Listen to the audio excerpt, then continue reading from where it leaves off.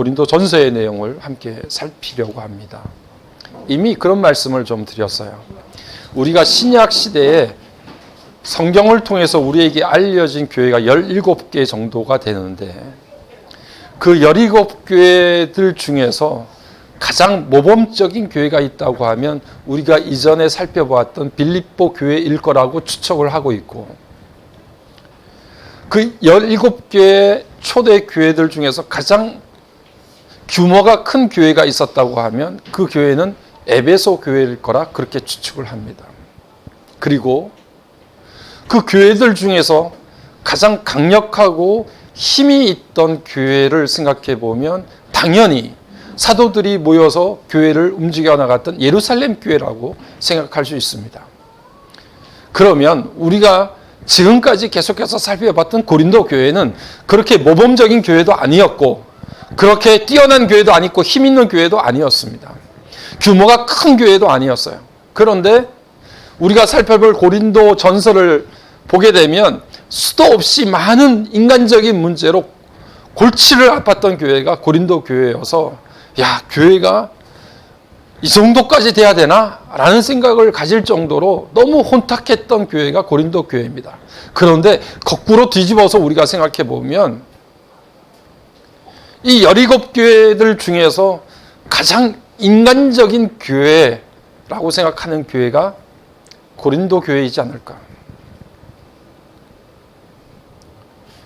어쩌면 바울은 그래서 고린도 교회에 가장 많은, 자기가 서신서를 썼던 서신서 중에서 가장 많은 부분을 할애하고 가장 많은 양을 고린도 교회를 위해서 제공을 했던 것으로 보입니다. 겉으로 보면 교회가 뭐 저래? 교회가 심지어 이런 문제까지? 라고 이야기할 정도로 우리가 살펴볼 고린도 전서에서 수도 없는 문제와 문제들이 꼬리에 꼬리를 물고 일어나는 교회였는데, 이렇게 골치 아픈 교회에 어떻게 하나님을 섬기고 어떻게 목회를 할까, 이런 생각이 절로 드는데, 그럼에도 불구하고 바울은 고린도 교회가 굉장히 인간적인 교회였다. 부정적인 의미에서 인간적인 교회이기도 했지만 우리 교회가 정말 부족한 사람들이 모여있고 우리 교회가 정말 죄인들의 공동체라고 하는 것을 여실히 드러내 보여주었던 교회가 고린도 교회라는 거예요. 그래서 어쩌면 바울은 이 고린도 교회에 더 희망을 걸었는지도 몰라요. 이렇게 연약하고 약한 사람들, 내놓을 것 없고 내세울 것 없는 사람들, 이 사람들이 모여서 수없이 많은 잡음과 그리고 우당탕거리면서 살아가는 이 신앙 공동체야말로 우리가 이 땅 가운데서 하나님의 백성으로 어떻게 살아야 될지를 잘 보여주는 샘플이 아닐까, 바울은 그렇게 생각했을 수도 있는 거예요. 이 고린도 전후서를 기록하는 것은 바울이 3차 전도 여행을 진행하는 가운데 에베소에 머물렀던 적이 있습니다. 보통 50년에서 53년 사이 52년 정도의 편지가 쓰여졌다고 이야기를 하는데, 에베소에 머물렀던 그 시간에 고린도 전후서를 써서 고린도 교회에 편지를 보냅니다. 우리가 바울이 굉장히 세계 전도를 많이 했다고 하지만 우리가 지도상으로 이렇게 보게 되면 지중해 연안을 통해서 그냥 거기서 배를 타고 왔다 갔다 하는 것이죠. 예루살렘에서 저 터키로, 터키에서 그리스로, 그리스에서 로마로 가는 지중해의 연안을 끼고서 그렇게 배를 타면서 옮겨 다녔던 그런 지역입니다. 에베소에 머물면서 바다 건너에 있는 고린도 교회에 편지를 보낸 거예요.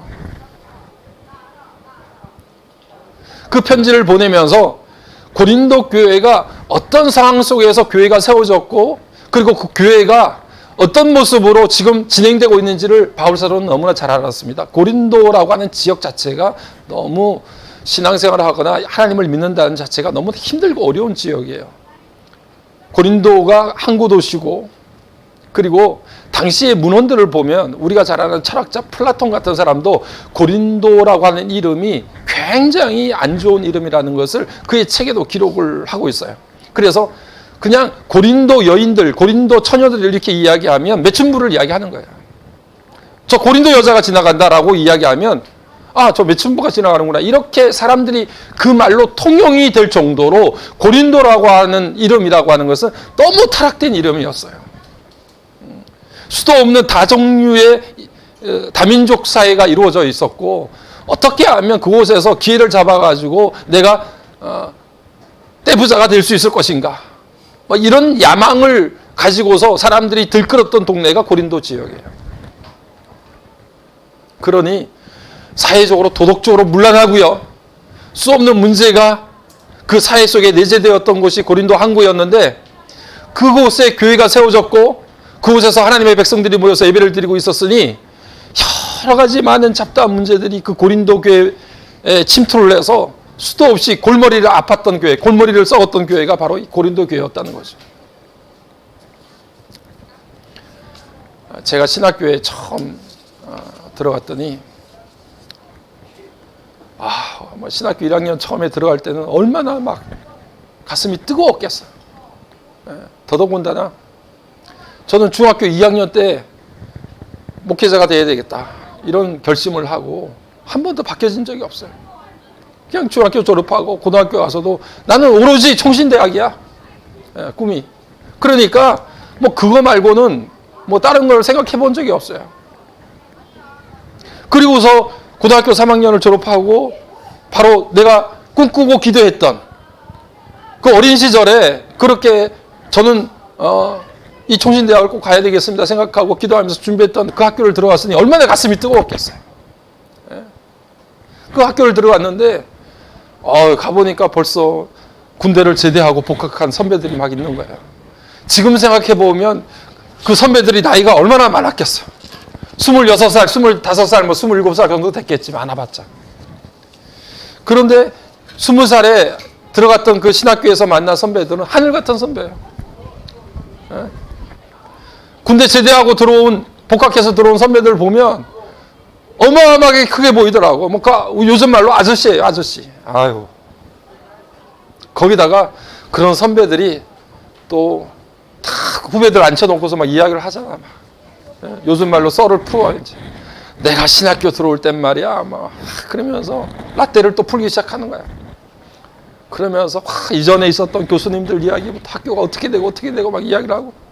거기다가 막 제가 잘 알아듣지도 못하는 뭐 신학적, 뭐 철학적 이야기를 하기 시작하면 그 선배들이 얼마나 커 보이는지 막. 거기다 교수님들 보면 미국에서 유럽에서 그렇게 공부 오랫동안 하셔서 오셔가지고 학생들을 가르치는 모습을 보면 대단하게 위대해 보이더라고요. 학교 갔더니 이런 잘 알아듣지 못하는 말들 막 쓰고 말이죠. 총신대학 처음 들어가서 칙불에 참여를 했더니 꼬람데오라고 하는 말을 쓰더라고. 라틴 말을 꼬람데오가 뭔지도 모르면서 막 쓰니까. 그러니까 그런 개혁의 정신을 이어받아 가지고 우리가 하나님 앞에 좋은 목회자가 돼야 된다라고 하는 그런 이야기들을 듣고, 하나님의 나라가 어떻더니 교회, 진정한 교회가 어떤 모습이니 이런 이야기를 들으니까 가슴이 뜨거워지더라고요. 이전에는 총신대학 1학년 들어가면 그냥 전도사 생활을 했어요. 왜냐하면 신학대학 다니는 친구가 없어. 제가 수원에서 총신대를 다녔는데 수원만 하더라도 총신대학을 다니는 친구들이 없었어요. 그러니까 총신대학 1학년 들어가면 전도사 가는 거야. 그냥 전도사 해요. 20살짜리가 가서 뭘 알겠다고, 안다고. 그러니까 또 그 20살 전도사가 학교에서 들었던 그냥 꼬람데오, 하나님 나라, 진정한 교회 모습 이런 거를 또 주워 들어가지고 또 교회 가서는 엄청나게 아는 체를 하네 진짜 애들 말로 온갖 개폼을 다 잡으면서 요새 애들이 그러더라고. 개 나댄다고. 개 나대. 정말 나대. 엄청 나댔어요. 마치 그냥 엄청난 유명한 이런 설교자가 된 것처럼 그냥 난리를 법석을 떨어져요.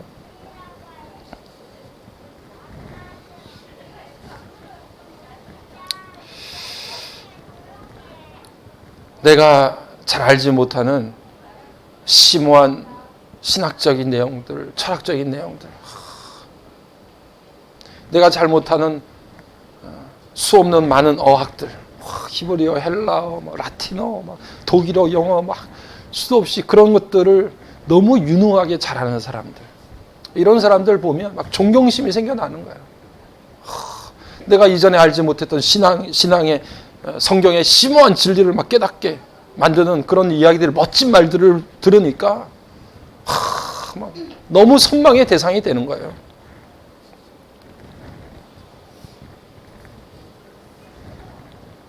아마 그래서 저도 별로 자질도 없는데 학교를 그렇게 오래 다녔는지 모르겠어요. 지난 정교인 수련회 때 그런 말씀을 드렸습니다. 우리 모두가 그리스도의 추천서이고 그리스도의 편지인데, 이 그리스도의 편지는 먹물로 쓴 것이 아니고 돌로 된 판에다 쓴 것이 아니라 하나님의 영으로 우리의 심령의 신비에 새겨진 것이라, 이렇게 말씀을 드렸어요. 그런데도 여전히 세상은 먹물로 쓴 것에 대해서 관심이 있는 거예요. 저 역시 이렇게 시간을 돌아보니까 내 마음 한구석에, 제 마음 한구석에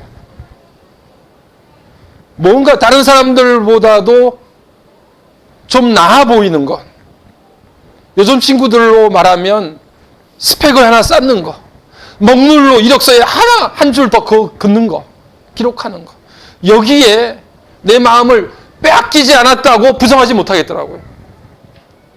그런 것에 내가 신경을 쓰고 거기에 내 마음을 두고 있었다는 것을 부정하지 못하겠더라고요. 어떻게 하면 좀 나아 보일까? 어떻게 생각하면 남들이 생각하지 못하고 남들이 이해하지 못하는 고상하고 심오한 이야기들을 좀 읊어낼 수 있도록 그렇게 만들 수 있을까? 그런 생각 갖는 거예요. 그런데 여러분, 우리가 돌아보면 우리가 믿는 기독교는 엄청나게 고상한 학문에서부터 시작하는 게 아니에요. 우리가 믿는 신앙은 엄청난 높은 경지에 있는 고도의 학문에서부터 시작되는 게 우리가 믿는 기독교가 아닙니다. 공부와 학문이 필요 없다는 말이 아니에요. 우리가 믿는 신앙은 이 땅에서 일어난 십자가 사건에서부터 시작된 거예요.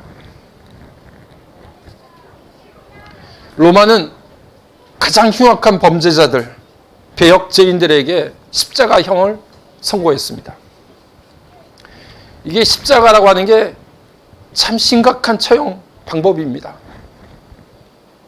너무 고통스럽기 때문에 로마 사람들이 자국민들에게, 로마인들에게 십자가형을 판결을 내린 적이 한 번도 없어요.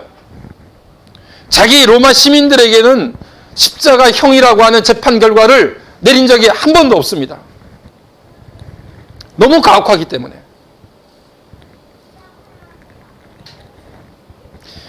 이 십자가형은 당하는 사람, 십자가형을 처형받는 사람도 너무 고통스럽고 견딜 수 없는 아픔이지만,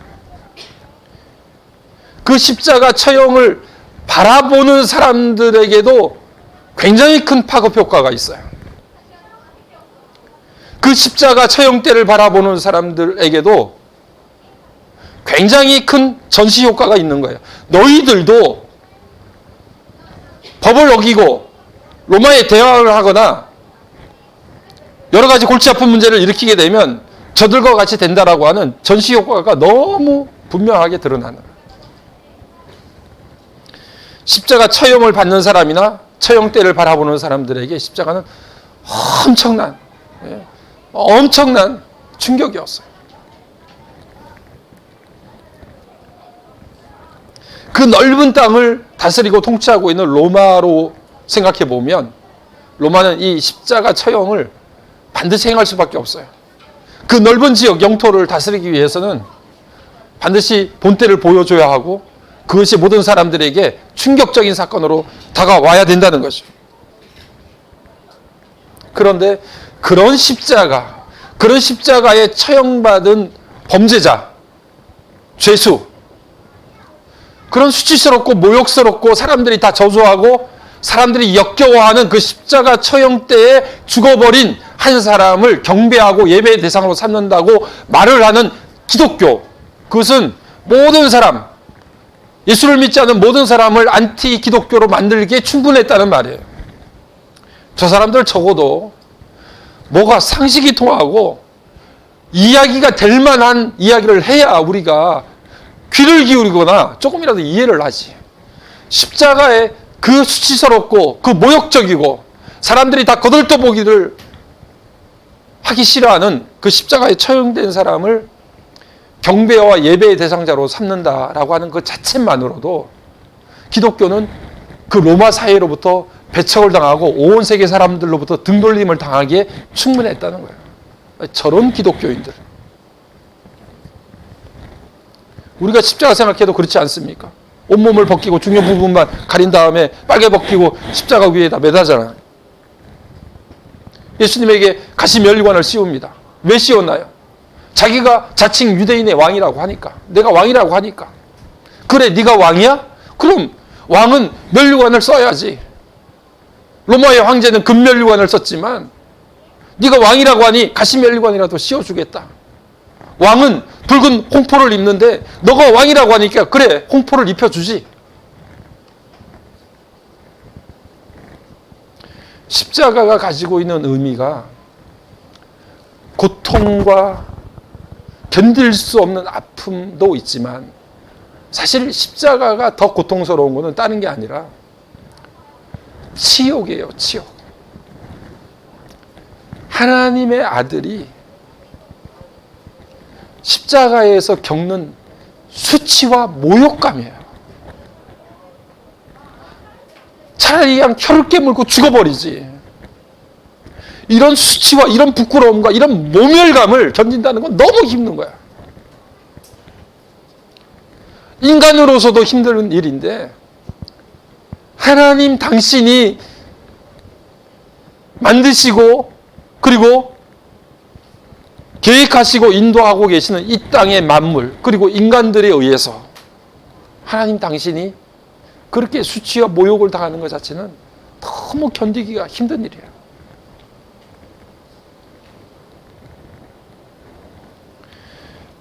여러분, 사람들은 단지 힘들고 어렵다고 해서 달아나지 않습니다. 생명의 위협을 받거나 뭐 어려운 문제가 생겨서 사람들이 다 달아나지 않아요. 여러분 생각해 보시면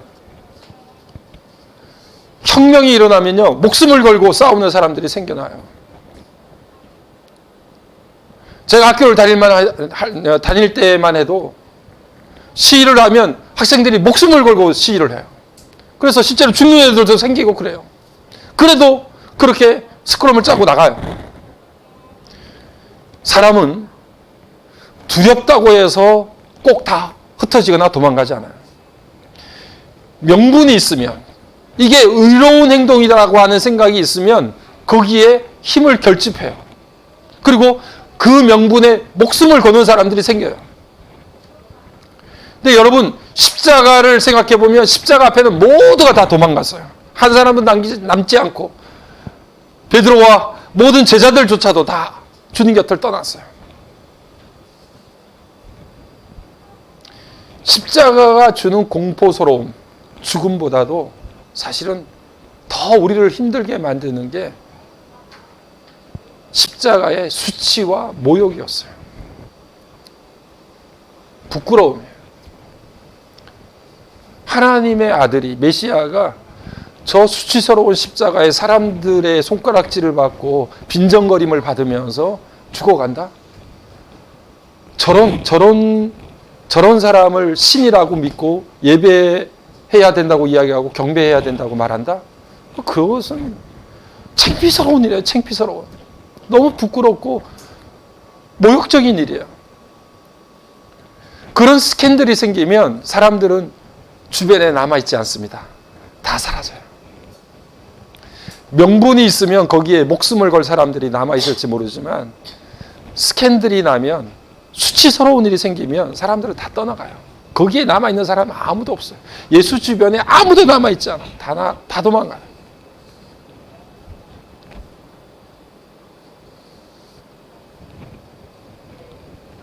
십자가라고 하는 이 십자가는 세상 어떤 종교에도 없습니다. 여러분, 세상 어떤 종교에서 신이 인간을 위해서 몸을 찢고 피를 토하고 자기 목숨을 내놓았다라고 하는 이야기를 들어본 적 있습니까? 많이 갖다 바치면 물질과 건강을 주겠다는 신, 만사 형통을 우리에게 이루어 주겠다고 하는 신들은 이 땅에 널렸습니다. 너무 많아요. 좋은 것 바치면 신이 흥분을 해서 하늘로부터 비를 내려주겠다라고 하는 게 바알신이에요.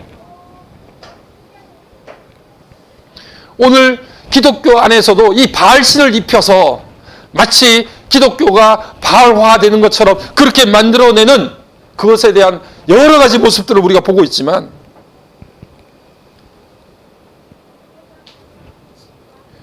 우리 하나님은 그런 하나님은 아니십니다.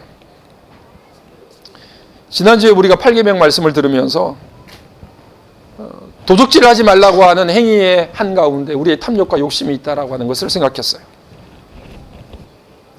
하나님은 우리를 창조하시고 하나님의 뜻대로 우리를 간섭하시고 인도하시고 이끌어 가시는 하나님이에요.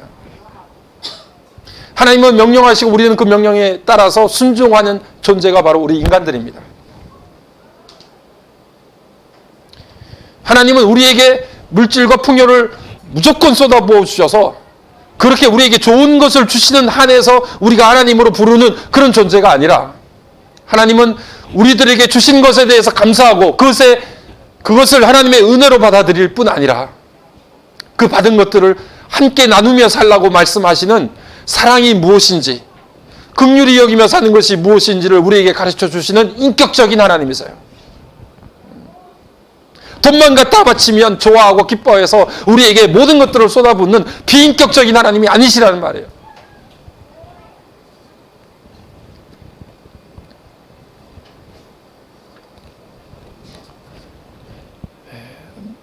제가 20살에 신학교를 들어간 이후에 시간들을 쭉 돌아보니까 멋지게 말하는 것 좋아하고 무슨 의미 찾는 것 좋아하고 남들이 잘 생각하지 못하는 부분들 꼬집어내는 것 좋아하고 그렇게 그런 것들 이야기하다가 우쭐거리면서 시간을 보내다가 어느 순간인가 오늘 우리가 읽었던 본문 23절의 말씀에서 십자가에 못 박히신 그리스도를 다시금 생각하게 됐습니다. 그런 시간 속에서 내가 십자가에서 못 박히신 예수 그리스도를 생각하니까 그 예수님이 너무 앙상해지고 말라버린 거예요. 내 속에서 돌같이 딱딱하게 굳어져 있는 거예요.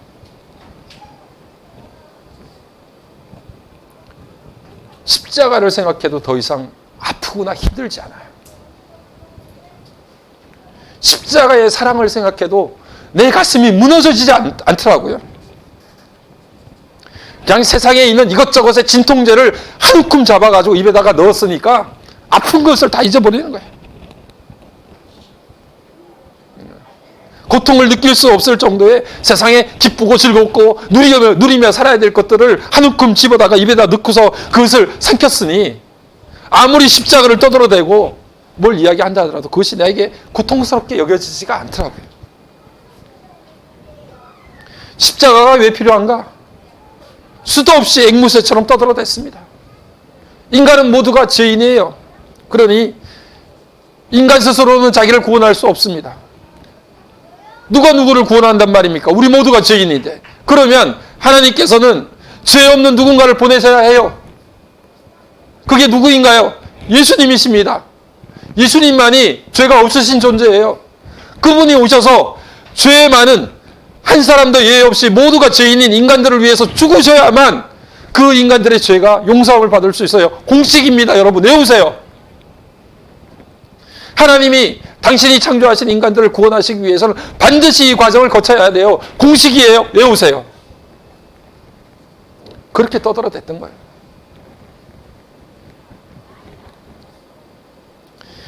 여러분 호세아 우리가 잘 아는 6장 1절부터 3절을 읽어보겠는데요. 우리 앞에 9절을 보면서 같이 한번 읽어보겠습니다. 시작.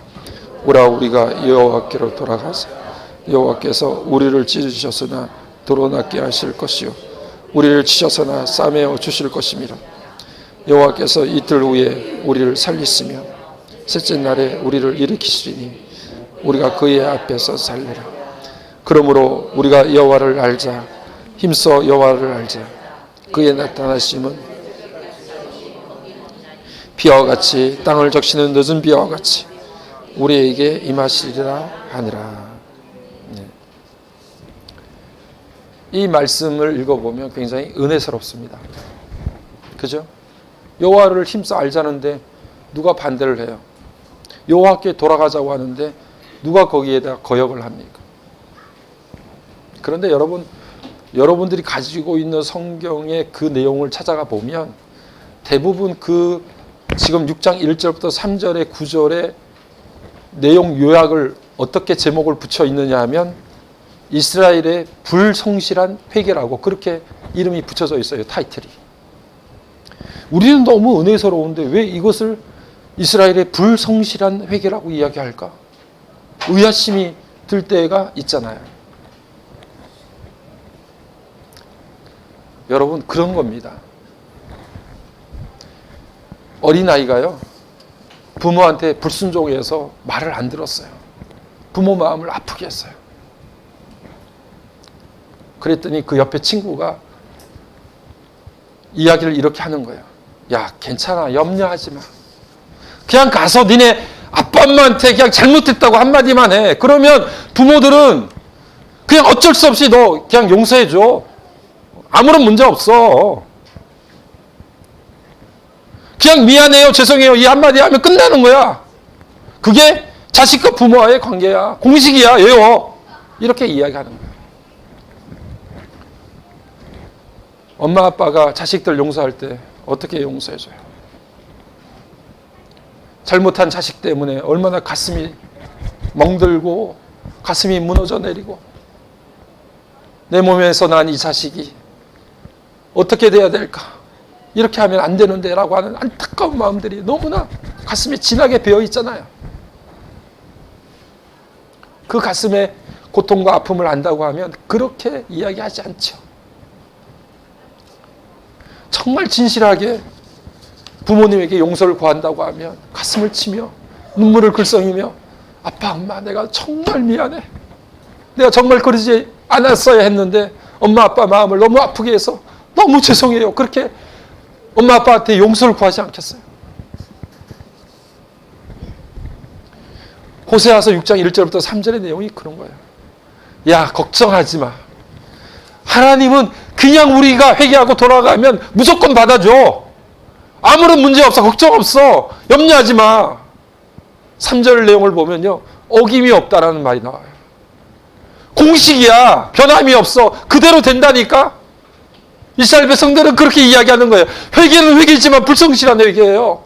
아버지가 얼마나 우리를 향해서 가슴이 뜨거운지 안타까워하시는지 죄악된 이스라엘 백성들을 향해서 얼마나 하나님이 고통을 겪고 계시는지 이것들 모르는 거예요.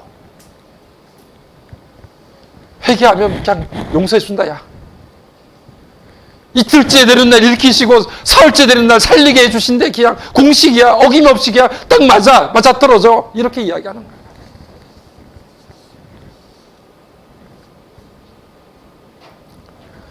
제게 그런 말씀을 하시더라고요. 여러분 십자가에 못 박히신 그리스도 그게 얼마나 하나님께서 우리를 향한 사랑의 절규였는지 너는 아냐. 얼마나 하나님이 고통스러운 사건이었는지 아들 예수 그리스도를 십자가에 못 박아 죽이면서까지도 우리를 향한 변함없는 사랑을 우리들에게 나타내 보이는 그 뜨거운 사랑을 너는 가슴으로 받고 있냐. 이걸 말씀하시다.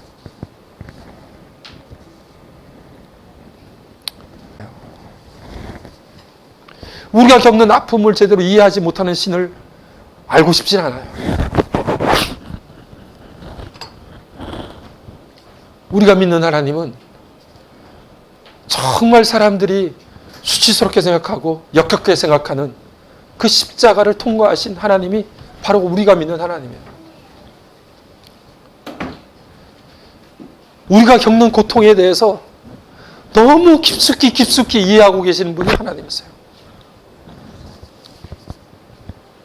적어도 저는 그런 하나님을 믿고 신뢰합니다.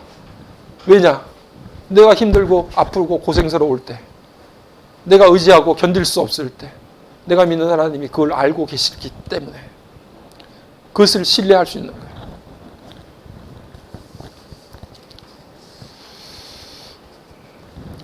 오늘 우리가 하나님 앞에 나아갈 때 십자가에 못 박히신 그리스도, 그 십자가의 메시지 선포가 너희들에게는, 우리들에게는 다 미련하게 보여. 말도 안 되는 엉터리 같은 이야기처럼 들리지만 하나님께서는 세상의 그 미련한 것들을 통해서 지혜로운 것들을 부끄럽게 만드세요. 그리고 그 미련하고 어리석다고 생각하는 그 바보스러운 십자가를 통해서 우리에게 구원의 길을 열어주세요. 그러니 너희들 아무리 하나님이 어리석다고 해도 너희들보다 지혜롭고, 하나님이 아무리 약하다고 하더라도 너희들보다 강하다. 이렇게 우리들에게 강력하게 도전해 오시는 거예요.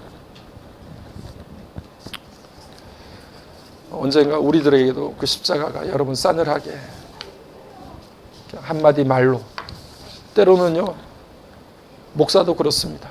십자가 그냥 뛰어넘고 싶어요. 십자가라는 말 나오면 스킵하고 싶어요. 그냥 간단하게 설명하고 십자가 없이는 공식이에요, 여보세요 라고 이야기하면서 건너뛰고 싶어요. 그리고서 더 좋은 이야기, 듣고 싶어하는 이야기들로 채우는 거예요. 그 십자가가 아니면 우리의 영혼의 출발이 안 되는데, 우리에게 새 생명의 출발이 아예 이루어지지 않는 게 십자가인데도 불구하고 그 십자가를 그냥 뛰어넘는 거예요. 그리고 우리가 원하고 바라는 수없는 약들을 입에다 그냥 가득히 집어넣어서 그 십자가의 고통도 느낄 수 없을 만큼의 진통제 역할을 우리는 해가면서, 하나님께서 십자가를 통해서 우리에게 보내시는 그 아픈 사랑을 우리는 거절하고 느끼지 못하고 그냥 애워대는 이야기들로 그렇게 채워가는 거예요. 오늘 이 시간 우리 고린도전서를 시작하면서 바울은 그렇게 문제도 많고 탈도 많았던 이 인간적인 교회, 고린도 교회를 향해서 다른 것을 전하는 게 아니에요.